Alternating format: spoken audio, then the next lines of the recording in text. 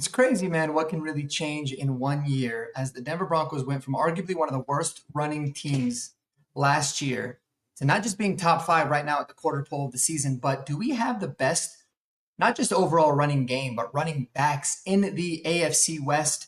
We're going to break that down and talk about it, guys, so like and subscribe. But it's crazy to think about because the AFC West, man, is a very competitive division, as we all know, right? Yes, the Raiders are off to a pretty bad start, a lot worse than a lot of people had thought, but they are still a team coached by Pete Carroll, who for decades really has proven that he's going to have a very good product on the field eventually. And then you got the Los Angeles Chargers and Jim Harbaugh. We know the kind of threat that they pose.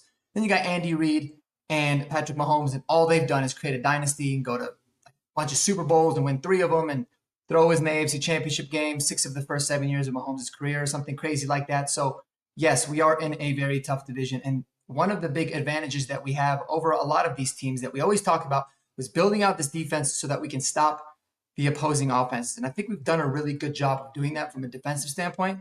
But now it's about, can we establish a ground game, right? So if you have a big advantage with being able to stop teams, but also have the best running attack, you're going to set yourself up for some great success, especially in your division. And yes, I get it. The Broncos are 0-1 in the division with obviously that tough loss against the Chargers, but we are trending in the right direction, man.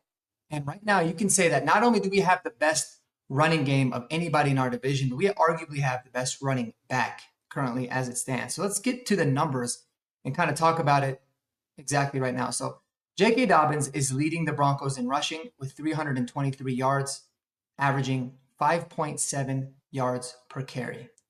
All right. As a team, we have 573 rushing yards.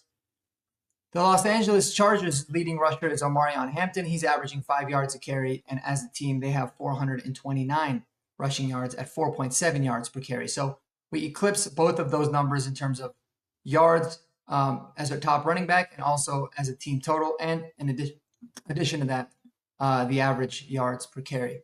Then getting to the Las Vegas Raiders, their leading rusher is Ashton Genty, 282 yards, 4.1 average. As a team, they've rushed for 457 yards and a 4.5 average per clip as well. So interesting stuff there. And then we got the Kansas City Chiefs. Kansas City Chiefs leading rusher this year is Patrick Mahomes, man. That's crazy. 130 yards for him.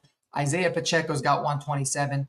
Kareem Hunt, 115, 442 as a team, and they are averaging 4.3, which actually puts, ironically, the Los Angeles Chargers so far in last place in this division in terms of overall rushing yards, puts them at second in the average yards per carry. But the Broncos are dominating right now across the board. Their lead back has more yards than all the other lead backs. His average is quite a bit higher.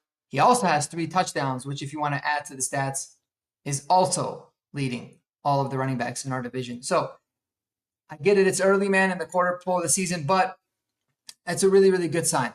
It's a really good sign for the Broncos to be able to have one of the best, not just a top 5 rushing attack right now in the NFL, but they, have the best in their division. And really what's been impressive is their average yards per carry as a team at 5.1. That's amazing. Obviously, you'd like to see them lean into that more. But what it's showing is that whenever they are utilizing the run at the specific, at the very important parts of the game, they are getting 5 yards a clip. You keep that pace up or even a little bit lower throughout the course of the season, you're going to be in really, really good shape. You got to love it. They've got 5 total rushing touchdowns as a team.